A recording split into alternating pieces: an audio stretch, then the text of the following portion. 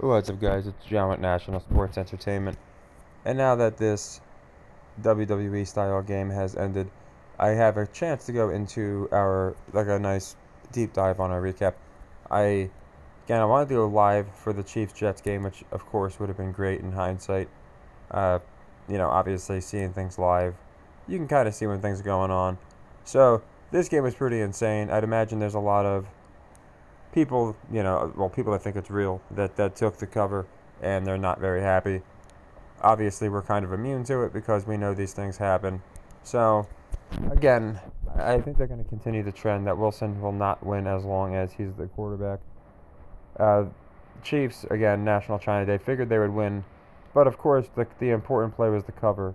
And I thought a lot of primetime games I've made the mistake of just fading the public, and a lot of primetime games this year have been realistic. So I had a good feeling that even though a lot of public would be on the Chiefs, I thought it was enough points and just the way that they presented a lot of primetime games that they'd have the Chiefs cover.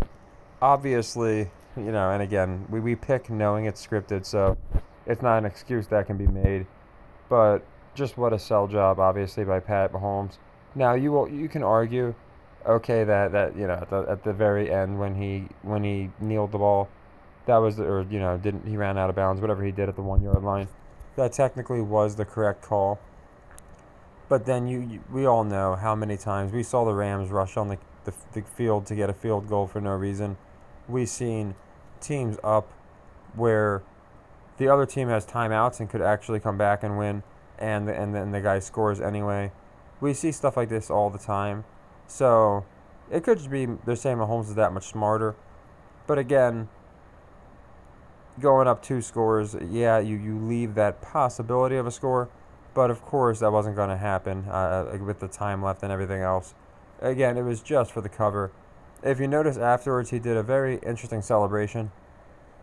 It wasn't your typical, we got it. It was almost like he was directly trolling the people. The way he was like almost dancing after the first down. And of course, he had the interceptions. But yeah, the story is going to continue to be Wilson letting down the team. 25% of their points came from special teams special teams and defense. And they had the 3 interceptions on Mahomes. So, overall, like I said, it was a game where they definitely kept the Jets in it. I think the Taylor Swift connection is going to come through. They'll probably win as long as they have Taylor Swift. It will be interesting. I have a theory that she's eventually going to dump Kelsey. And when she does dump him, it's going to be he's going to start playing awful, and then the team might start losing. That's just what I think will happen. But yeah, really interesting ending, like I said. You could see it happening if they hadn't done it a million times the other way. And you could tell by pacing. That's why I'm going to try my best to go live. Maybe tomorrow we'll do live. And I'll actually have the game where I can see it, because when you can see the pace, it really does help. When you can see very conveniently squandered opportunities, things like that, it helps. Now, what I went into earlier, like I said, recap all the games. We missed a few. As I went into earlier, after a bunch of exploits decided to take the pure fruit of the Deion Sanders fade or the Deion Sanders tail, depending on how he plays, and use it for ill-intent reasons. The sports gods really smited us down and made sure basically every one of Deion's teams won. I think outside of one of them. Luckily, that was our play of the week. I had mentioned how I put the Jags in my survivor pool for a reason. The Lions were my second favorite pick. So again, it does seem like the ones that I really intuitively like come through, and that's why the system works, which I'm going to go into in a minute. But yeah, Jags was funny. I went into it already. London scoring in London. Ridley scoring.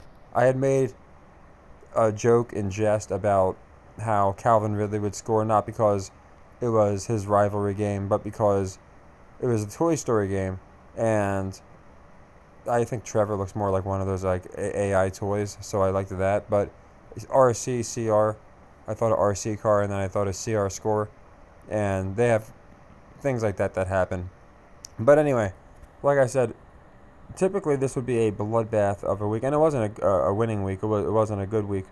But again, in general, I'm going to go into why I use the system. People keep asking me what I mean by leg twos, leg threes, things of that nature. It's just a level system that I use, and it'll perfectly explain why, even when we miss. This was a leg three, by the way. I played the cover as a leg three. Even when we miss leg threes, which is a 7 unit loss, it's easily and quickly mitigated. So, like I said, some interesting games today, and I'm seeing some great narratives, and that's what's the most important. So, Bills Dolphins. This one, going in, I guess I had a little bit of tunnel vision. I wasn't that I thought, okay, Tua is going to be the MVP. I don't think he's winning MVP. I went into that already. But what I think they're doing, I thought they were going to tease them, especially because they're the only one in the AFC left, as an undefeated team, a little longer, to get the public hype behind them a little bit. But instead, what we got was a typical wrestling paying of the dues. So if you remember when Allen played Mahomes, he lost to him even though he played well. Now, Tua didn't play that well, but Mahomes just went nuts and was the better player. And then later, he got his redemption and beat him. The same thing happened when Burrow went against Allen. The same thing happened when Mahomes went against Brady.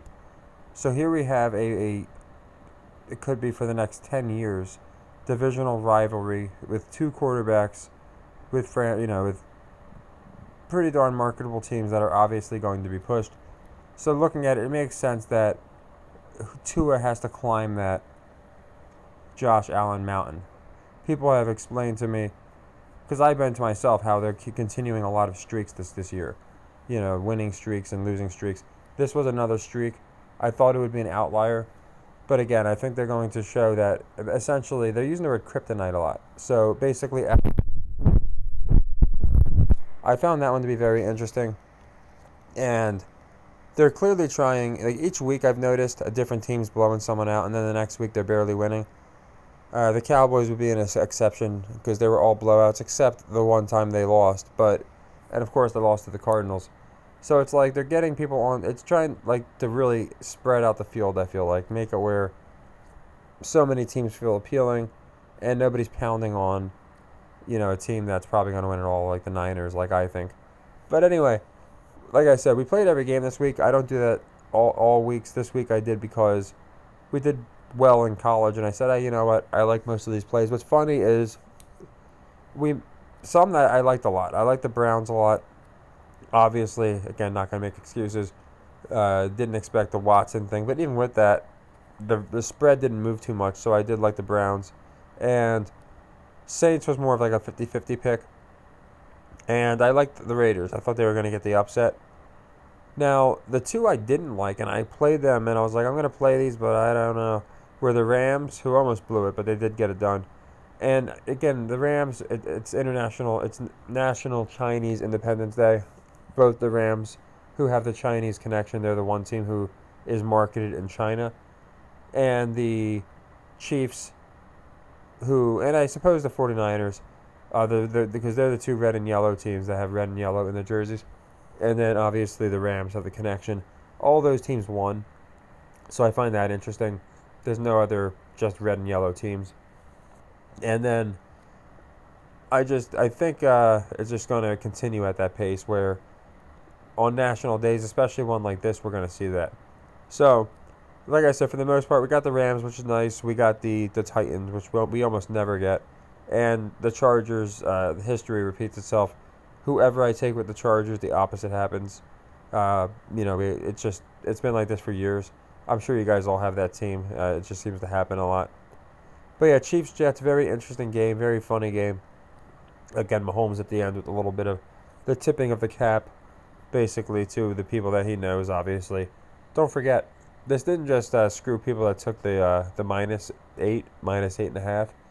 It definitely screwed people that took Mahomes to score a rushing touchdown, and for the Chiefs to go over their margin, their team total, I think, was 27.5 or something. So the whole thing, obviously, you could say, oh yeah, it was the smart play, but I'd imagine most people are probably questioning that, not very happy with it. The same thing happened with Jahmyr Gibbs. That game, we hit that game, but it was suspicious how many carries they gave to Montgomery and how few they gave to Gibbs, who's obviously their up-and-comer. So I want to go into the rig log, and I explain it in detail like every video. But then people will, a lot of people, maybe it's the first time seeing a video, they'll say, what do you mean by legs? What pick is this? What unit increment? So what we do is we take a team to win. It's like a martingale that I extrapolated on. We were up over 20 units. Today knocked us down to around 14 and a half. Like I said, we got a few wins, which is a unit each. But we lost the 3-legger, so obviously that's a 7-unit loss. Now, you can see in total we are 39 and 4. That means we've won 39 sequences, each one being a minimum of a minimum of 1 unit profited. And then we lost 4, which is a 28-unit loss. So, assuming every sequence we won was exactly 1 unit, it would be a plus 11. But we're actually up more than that, and I'm going to go into why. And I go into, for the people that have seen this already, I'm sorry, I know it's a little redundant. The reason I use it is because, especially on weeks where we don't do great, don't do good even, it really helps show that this is why I use the system. Over the course of the season, over the course of the month, to be up 14 and a half units, especially after a really down day, is very, very highly of a testament to the system. And our record's 39 and 47. So I went over this before. We have a losing record overall. Not something I'm proud of, but I'm more proud of the results. So all these are my playlists. You can watch them all. We picked them all ahead of time. We started with the Hall of Fame game, and then we didn't play our next game until the season started. But we got the first sequence, second sequence, third sequence. So that's just all 1 unit. Now, on sequence 4, I played level leg 1, whatever you want to call it, play 1. And it was for Florida to win. They did not. Again, all on my playlist. Next, we had the over on the Miami game. Did not happen. And then 3, since I thought, and then again, this is where using value in the system comes in big. Sure, I could have picked the cover, but because of the narrative, I liked the Lions to win. So we played them as a leg 3 at 180, and it profited us 105 because it's a 175 risk to win 280. So it netted us over 4 units. So just this one and a few others, as you can see, is a 7-unit gain. So it already negates a 3-legged loss. And again, 1 unit is like 1, 2 units is like 2, 4 units is like 3. And when we lose it, it's not a 4-unit loss, as you can see, it's a 7-unit loss because we have to count the leg 1 and the leg 2. So that's how the system works. So I don't want to bore people. But for like anybody that, hasn't seen it or doesn't know, they might want to cross-reference it with the playlist. Again, this is every single play that we've done. You see on a few we got more than +1 odds. Now look, we ran into twice now where we got 2 leg 3 losses. Very close together. And again, doesn't look good. Minus 350, might do $25 units. And minus 14 units. But then if you look at again, so these first sequences 1 through 5 mitigated sequence 6, okay? So we got, and sequence 7 actually too was part of that. I think that's 7 units. 1, 2, 3, 4, 5, 6, 7. No. So, yeah, the first 4 sequences completely mitigate sequence 6, 7 minus 7. So, 1 unit for sequence 5, 1 unit here, 1 unit here, 3. This one's still in play, sequence 9, so that's withstanding, of course. We have very few open sequences. Sequence 10 and 11 brings us to about +4 units, okay? Now we lose 14, minus 10 units, right? Now this didn't happen in this order, of course, but I'm just going in exactly. The sequences were in this order, but leg 3s, obviously, we're not going to be playing at the same time as some other leg 2s. But minus 10 units is where we're at so far. Now, we got 2 from the Florida win. It was good value. 3 brings the 3.6, 4.6, 5.6. This one we only got like a third of a unit because of the way I played it. It was a money line play on like a minus 130. So, around, not even, again, a third of a unit. We're at about 4.65 units, 6, 7. So, we've already made up 7 of the 10 units. And this one we got 2 units on, 1.9. So, right around 9 units. And sequence 23 is 10. So it's not a lot, but you have to understand all these games that we played were over the course of a couple days. So we mitigated a leg 3 loss just with these plays that I went over. Okay, so it's back to 0 essentially. Then we're on one here, we got to push one here. We have this other open one. I think we have a total of like 3 or 4 open sequences, so really good. One here, that's 4, that's 5, that's 6, 7, 8, 9. And again, we did pretty good on leg 3s. We're going to miss the leg 3s. I've gone into this before, but this is why we don't chase in the system. 10 units, 11 units, 12 units. Again, all this is in the playlist. And the Cardinals came in big, giving us a 5-1. 17 units roughly. 18 units. And then, like I said, we lost 2 leg 3s in a row. Not fun. But that's a 4-unit net still, as we stand right here, with essentially every sequence closed. You can see we only did a half unit on this prop. There's a reason for that, so we'll be able to do a 4-legger essentially on that one. And then here's a unit, 5 units. Here are some leg 1s. Again, leg 1 loss is nothing because we got 2 more cracks at it.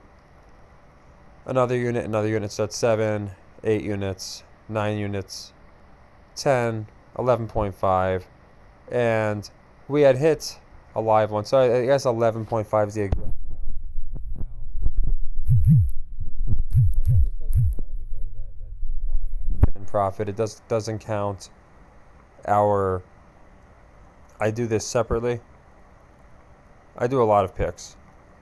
Our membership, there we're actually up 23. It just happens to be that I do any pick that did not make videos go on here. So I could be slick and just add this and say, oh, we're up 30 plus something units. But we're not. It's just not the truth. This is a separate entity completely.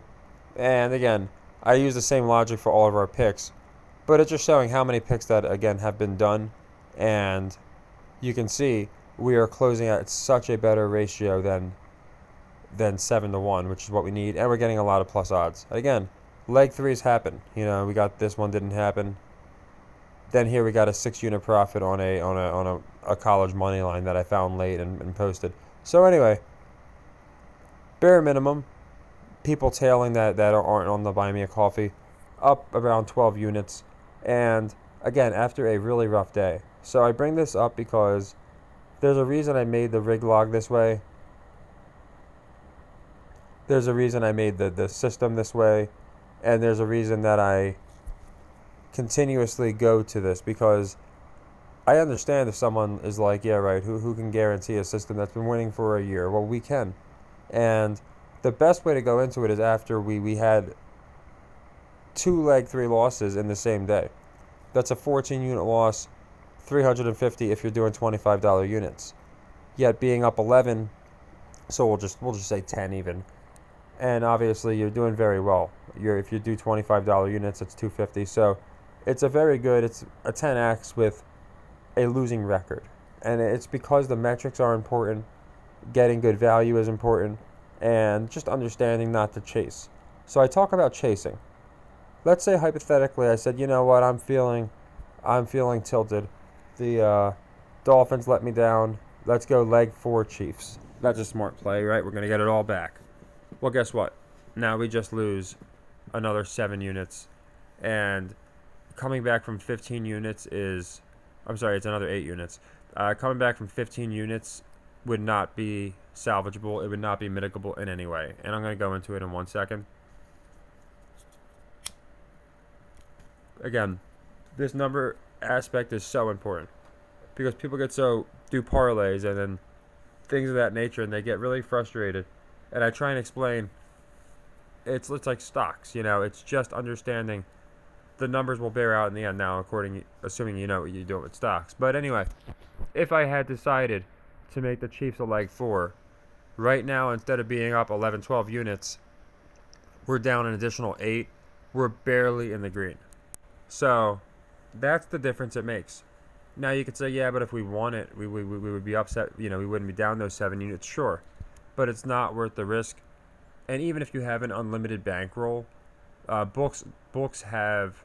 There's a reason books implement, max risks, and it's just, again, it's value at the end of the day. So when we have to make up 7 sequences for every time we lose 3 in a row, which isn't too often. As you can see, we've won, what was it, 39 and only 4 3-leg in a row losses.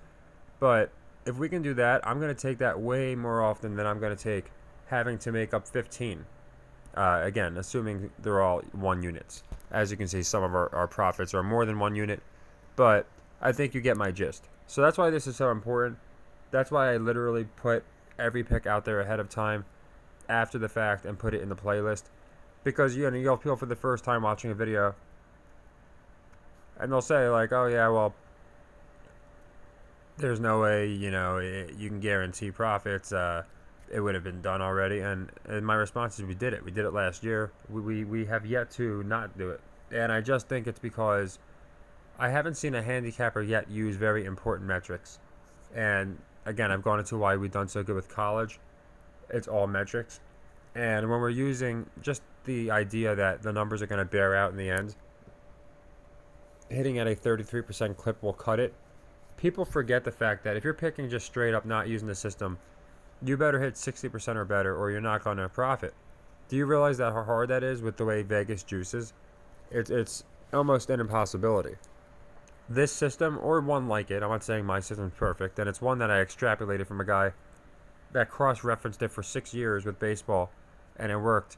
He was on a forum, and he would just post every day his plays like I do. He would do it ahead of time, so I respected him. And he just disappeared one day, and, you know, it was funny because it was in the middle of another season. Everything was going good. It wasn't like we were even close to being in the red. At that point, I was just watching. I thought sports were real. He bet under the assumption sports were real, and he still did very well. Again, it's because the numbers bear out. The numbers are so much more important. So you hit it at a 60% rate, well, you're going to get juiced and barely make a profit. So it's fun to chase the high, but this is the good old conservative but boring way of just, in my opinion, guaranteed profits. So we have a couple open sequences after today. We have a few heading to a leg 3.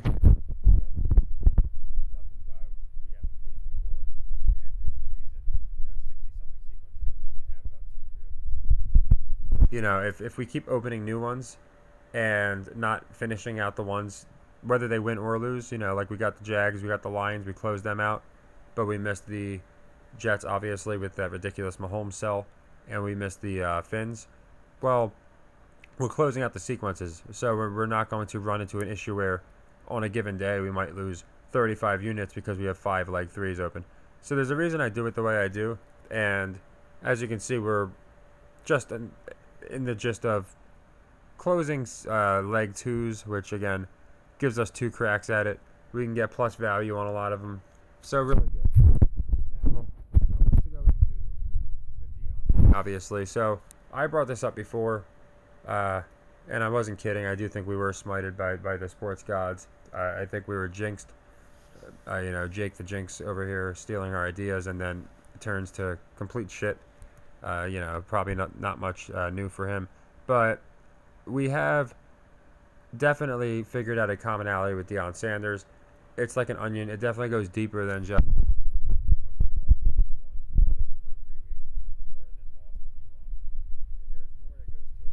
there's teams that are going to be Super Bowl teams that I believe, probably the Niners being one of them, and Deion's going to be connected to all of it. I still believe Falcons win the division. Nothing's getting me off of that. You can see that they're pushing the Jags, obviously. Jags, Bills will be an interesting game. After this week, again, I went into and I understand Trevor Lawrence has lost in Jacksonville in the past, but it's different going forward since they're going to be moving there. So it's going to be an interesting spread. And yeah, like I said, we got some decent underdogs, especially ones that we normally wouldn't get, but then we missed some too. And we essentially we split our leg 3s for the week. We were on a nice little tiny bit of a primetime streak. Was trying to make it 3. We had missed a few prime times in a row, and then obviously the money line's not what we played here, so we missed this one. Seahawks, Giants. This one I've basically been back and forth on, and I'll have my official pick out, of course. I will say that at the beginning of the year, I've gone over a narrative, and after the way the Commanders look today, I think that narrative is going to be a narrative that holds true. They keep pushing the NFC East. and the NFC Beast, and I guess is what I call it because they called it that a couple times. And if you watch the NBA playoffs, every team from the Atlantic Division made the playoffs. So I firmly believe every team in the NFC East will make the playoffs. And obviously, a loss to the Giants' loss here would make it very difficult. That being said, even though the Giants haven't looked great, I think again people like to pick the teams at home. The Seahawks, I don't think the people are too sold on Seattle. They're just another decent team. I think people see these teams as pretty even, and they're going to give the home team the nod. So the money might be more at the Seahawks, but the narrative might be more, or the money might be more on the Giants, favoring the Seahawks. But I think the narrative might favor the Giants. So I'm going to go into that one, of course. But yeah, I always like to do a recap because again, I like to do things beforehand and after them. For anybody again that just follows each week, or each day, then you see everything. Every pick is in the playlist, and I mean that quite literally. So I put every pick literally in my playlist.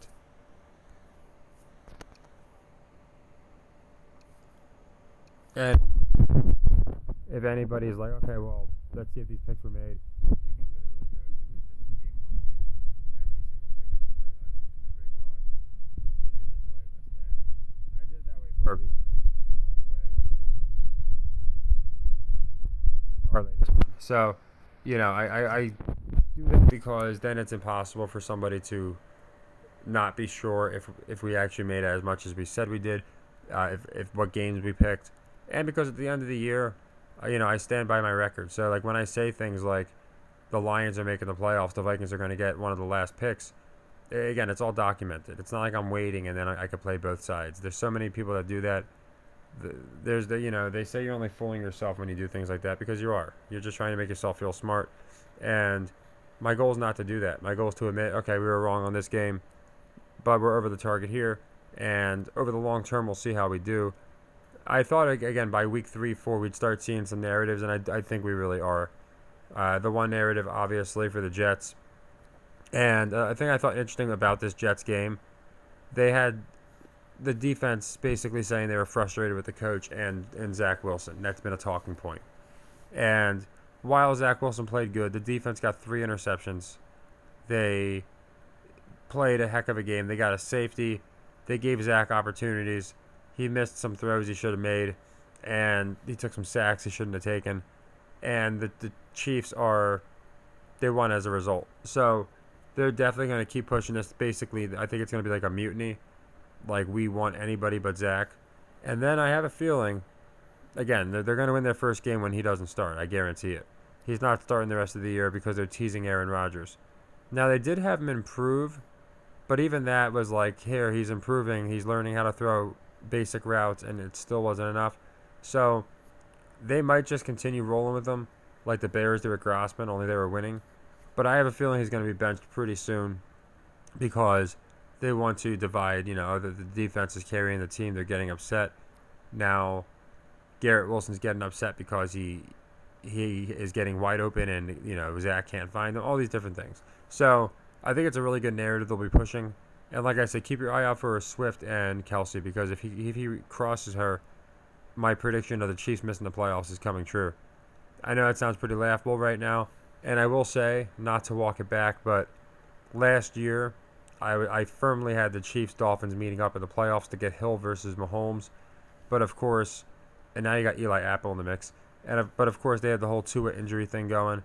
Now this year, with the Dolphins looking like they have them cooking, I have a great feeling that we're going to get that in the playoffs, should the Chiefs make it, which they probably will. I still am 100% convinced they're not making a Super Bowl, and certainly not winning a Super Bowl. But, again, maybe saying they'll miss the playoffs was a little extreme, but I still think Mahomes is missing a playoffs in his career, and I don't mean in 5 years. I mean pretty soon. Again, it just happens to every great. So it could happen this year, but obviously it's looking in their favor. Now, again, they didn't beat a great team.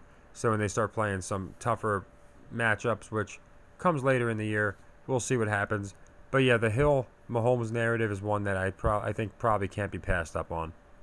So yeah, I wanted to go into everything, and thank you everybody. We're doing great. Everything's been doing good. I wanted to go live tonight.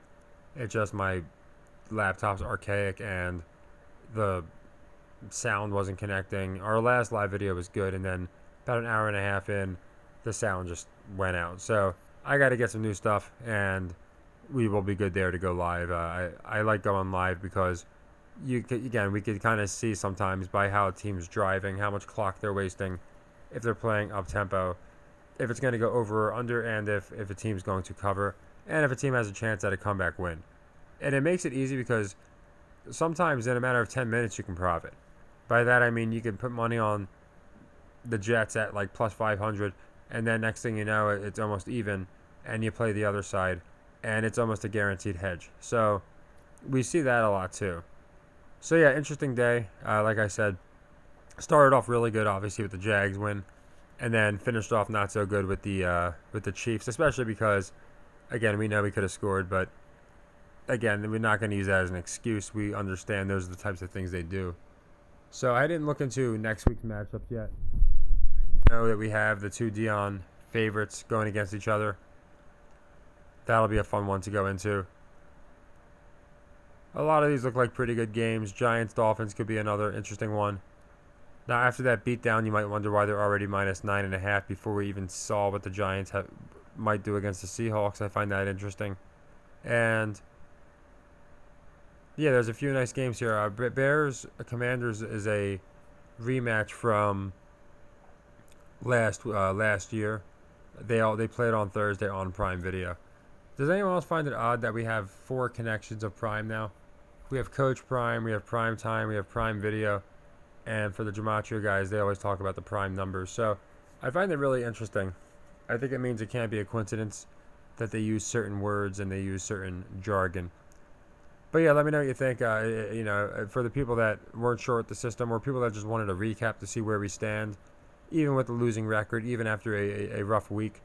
Again, we're still up over 10 units, and it's just something that is so sustainable because basically we go on we're going to close out way more sequences before we hit a third legger just by the odds.